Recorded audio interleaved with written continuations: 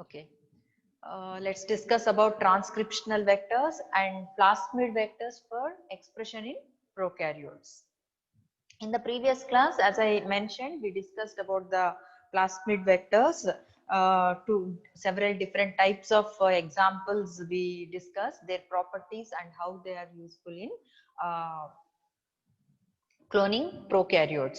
Like, one important property of PBR322 vectors, what we discussed was twin antibiotic resistance, which is used for the selection of recombinants after the transformation step.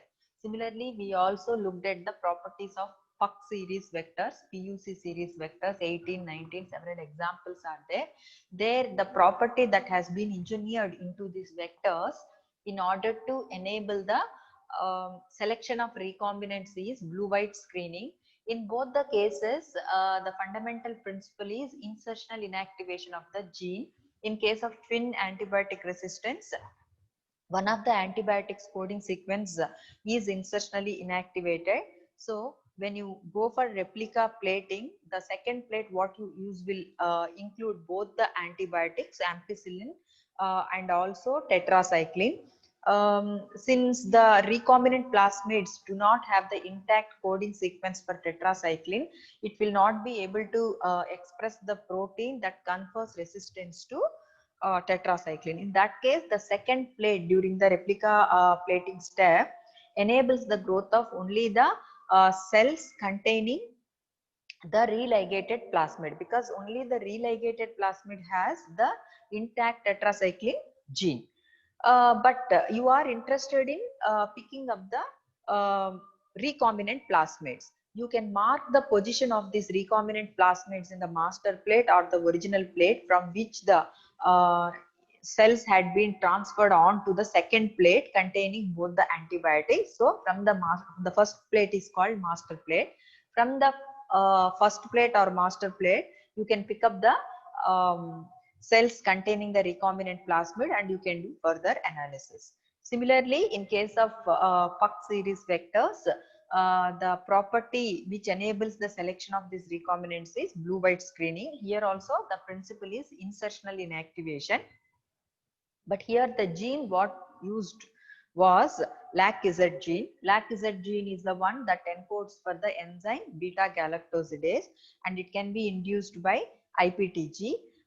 When beta galactosidase is produced, what happens? It would be able to utilize the synthetic substrate XGAL and produces the blue colored compound, which is used as indicator. That's why it is called blue-white selection. So when you incorporate your target DNA in the coding sequence of LAC-Z gene, what happens? It will not be able to produce the beta galactosidase protein. When there is no beta galactosidase protein, it cannot utilize XGAL. So the colonies will appear white in color. Whereas in case of religated vector, since there is no insertion of target DNA, the LAC-Z gene is intact. It produces beta galactosidase. When beta galactosidase is present, it would be able to utilize the synthetic substrate XGAL and the colonies will appear in blue color. The advantage of this blue-white screening using these PUC series vectors is that both white colonies and blue colonies are found within the same plate. It is less cumbersome method. That's why it is considered to be more sophisticated method that enables the selection of recombinant plasmids, right? So now, if you look at this PUC series vectors, whatever we discussed for blue-white screening, there the LAC-Z gene is under the influence of LAC promoter. The presence of this LAC promoter indicates that when it is induced, the clone of, the cloned fragment which is inserted in the coding sequence of LAC-Z gene can be transcribed, can be induced to transcribe in vitro conditions, right? See, what I am trying to explain here, the same PUC series vectors we are talking about, I hope you remember the properties. It has LAC-Z gene in which we are going to insert your fragment of interest, and this is under the influence of LAC promoter. Since LAC promoter is there, you can think of expressing the clone fragment. when you are able to induce the promoter. So when you are able to induce the promoter with IPTG, what happens? The cloned fragment can be transcribed and the produced RNA transcript in vitro conditions that can be used as uh, hybridization probe or whatever the purposes. So with this principle, several such variants which will enable the transcription of cloned fragment had been developed. Let's see more details. Yeah, transcription of clone inserts. You would be able to produce RNA transcript in vitro conditions by inducing the lac promoter. And this cloned insert not only can be transcribed, it can also be expressed to the protein level. One such series of vectors available which will enable the in vitro transcription of cloned fragment are PGEM series vectors. These are the vectors that are meant for carrying out the in vitro transcription, and the RNA transcript whatever is produced here that can be used as hybridization probe. So several such vectors had been developed by bringing variation in the promoter sequence. You can incorporate the promoters from either bacteriophage T7 or the bacteriophage SP6 and placing these promoters flanking the MCS. You all know what is MCS. MCS is multiple cloning site. So when you incorporate these promoters, the promoter from bacteriophage T7 and the promoter from bacteriophage SP6 flanking the MCS, what will happen? Either of the phage RNA polymerase needs to be used. That means the host organism whichever you are using, that should be mutated in such a way that that should be capable of producing these RNA polymerases. That could be bacteriophage T7 RNA polymerase or bacteriophage SP6 RNA polymerase. So either of these polymerases, they can recognize the corresponding promoters and the transcription will take place. As I told you, this T7 bacteriophage promoter and SP6 bacteriophage promoter, they are flanking the MCS. So whichever the RNA polymerase you use, that strand of the fragment will be transcribed. So either of the phage RNA polymerase could be used in vitro to transcribe the desired strand of the inserted fragment. This is because these two promoters are present flanking the MCS. So whichever the RNA polymerase you use, that particular strand of the clone fragment will be transcribed, and that could be used as RNA probe or hybridization probe, whichever the application you are looking for. But here important point you need to understand is that the host organism should be a specialized strain, should be capable of producing either T7 RNA polymerase or SP6 RNA polymerase, whichever the promoter you want to induce for transcription. So the example of transcription vectors are PGEM series vectors. The basic purpose of these transcription vectors are in order to transcribe the cloned fragment to produce RNA in vitro conditions, RNA transcript in vitro conditions, which can be used for hybridization purposes. And generally the promoters used are bacteriophage T7 or bacteriophage SP6 promoters. Now let's move on to the expression vectors. These are the expression vectors for prokaryotes. As I told you, since the Puck series vectors, if you look at the properties of these Puck series vectors, the coding sequence, the clone fragment is inserted within the coding sequence of LAC-ZGNA, and that is under the influence of LAC promoter. So when it is under the influence of LAC promoter, it can also be induced to express the protein of interest from the clone fragment, whichever is incorporated in the vector. So one such example is again Puck series vectors, which we have discussed in the previous class. The cloning of, but here when you want to go for the expression of the cloned insert, in that case, the cloning of the insert fragment that should be positioned within the multiple cloning site. Obviously, in the previous class also we discussed MCS purpose itself is when you go for the cloning, that should be incorporated within the multiple cloning site by using within one particular enzyme or between any pair of distinct enzymes that provides the flexibility to use whichever your choice of restriction enzyme during the cloning procedure. So here also, if you want to go for the expression of the clone fragment, it should be positioned within the multiple cloning site. So when it is positioned within the multiple cloning site, what happens? It is in I mean to say that it will have the same reading frame as LAC-Z gene. It will have the same reading frame as LAC-Z gene, and also the target gene will be contiguous with the LAC-Z gene. So when you position it within the multiple cloning site, it results in the formation of fusion protein. Why the fusion protein is formed here? There will be a few amino acids from the LAC-Z gene at the N terminus. You all remember Puck series vectors, the MCS is at the 5' end of LAC-Z coding sequence. So when you incorporate your target DNA within the MCS and when you allow the expression to take place, or when you induce the expression, that results in the formation of fusion protein with few amino acids from the N terminus of LAC-Z gene, and that is followed directly from the protein sequence encoded by your clone fragment. So several such variants of these expression vectors had been developed by taking the Puck series vectors as origin, by incorporating the strong promoters, that means the very active promoters. Instead of LAC promoter, LAC UV5 promoter had been used. How is this LAC UV5 promoter is strong? Because it works independent of the cyclic AMP receptor protein. I hope you remember what is cyclic AMP receptor protein. We discussed in detail while we discussed about lactose operon.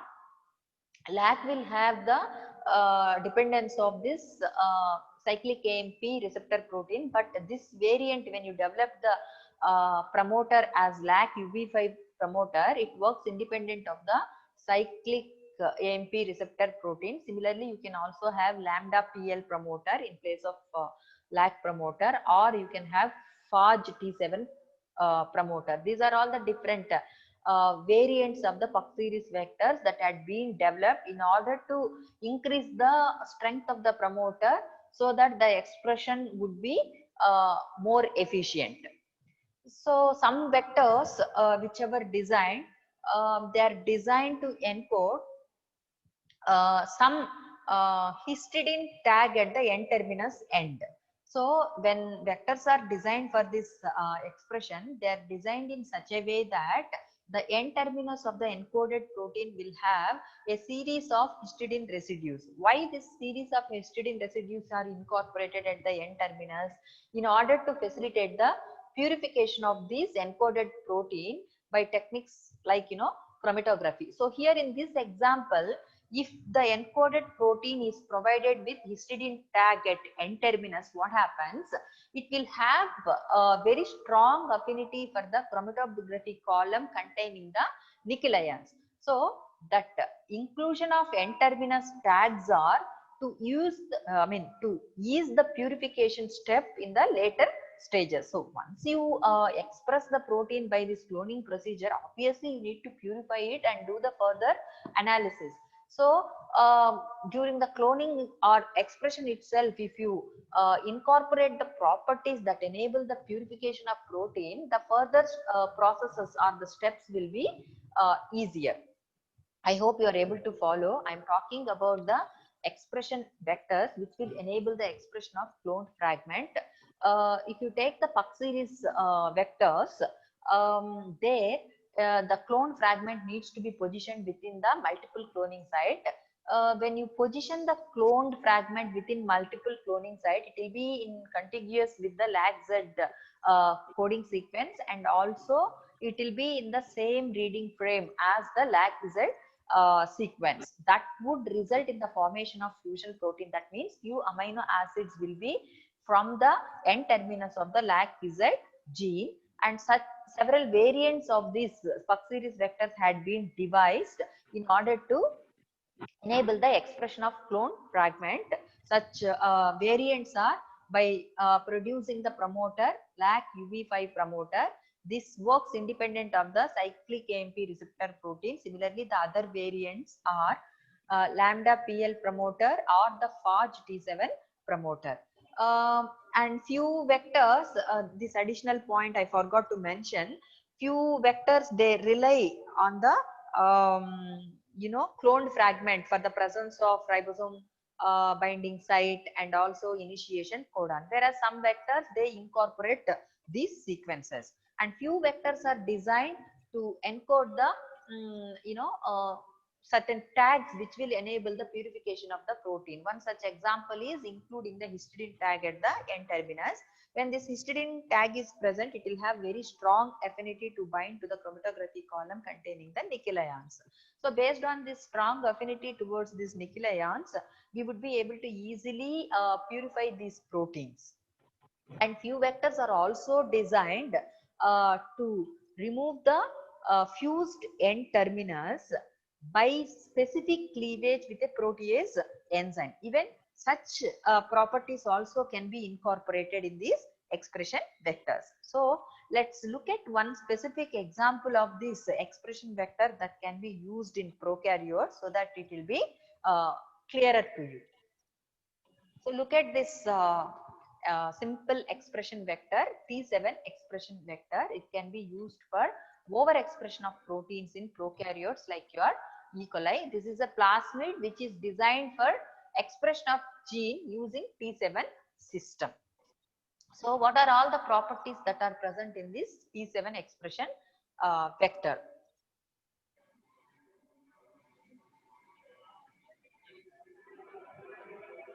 I could hear some noise. I think somebody is unmuted. Please check your mic and please turn off, please, because it is causing disturbance. All of you, please mute your mics. Yes, let's continue. So this is T7 expression vector, as I told you, which is used for the overexpression of protein in prokaryotes such as E. coli. What are all the properties present in this expression vector? There is origin of replication, obviously. Selection marker is present, that is the ampicillin resistance marker. So here, this is the area where several properties are incorporated in this expression vector. T7 promoter, so it works under the influence of T7 promoter. So when this vector works under the influence of T7 promoter, then you have to select the host organism which is a specialized strain, and that should be capable of producing T7 RNA polymerase. It should be a mutant which is capable of producing T7 RNA polymerase. Remember, because T7 promoter can be recognized only by T7 RNA polymerase. So here the promoter in this particular example, T7 expression vector, the promoter present is T7 promoter, and the vector itself contains ribosome binding site for E. coli and initiation codon, translation initiation codon ATG is present, and it also includes multiple cloning site, and your fragment of interest should be incorporated within this multiple cloning site, and finally it also includes the transcription terminator site. So these are all the sequences that are engineered into this T7 expression vector. Under favorable conditions, if you use the specialized strain, as I told you, specialized mutant of E. coli strain which is capable of producing T7 RNA polymerase, under favorable conditions, it would be able to produce, up to 30% of the total, up to 30% of this protein of interest in comparison with the total protein content of E. coli. So it would be able to produce up to 30% of the total E. coli protein. So this is how the expression vectors are used for achieving the overexpression of your protein of interest. So this T7 expression vector is very important. At the end of this unit, we also look at PET expression vectors. They are also the same T7 expression vector we will take as an example and study PET expression systems. PET, it stands for plasmid expression system based on T7 promoter. So this is nothing but PET expression system 2. I hope you are able to follow the class. Expression vectors in prokaryotes, for 5 marks also it has been asked, or expression vectors in prokaryotes and eukaryotes together, it can be asked for 15 marks question also. That means essay question also. Hope this is clear for you.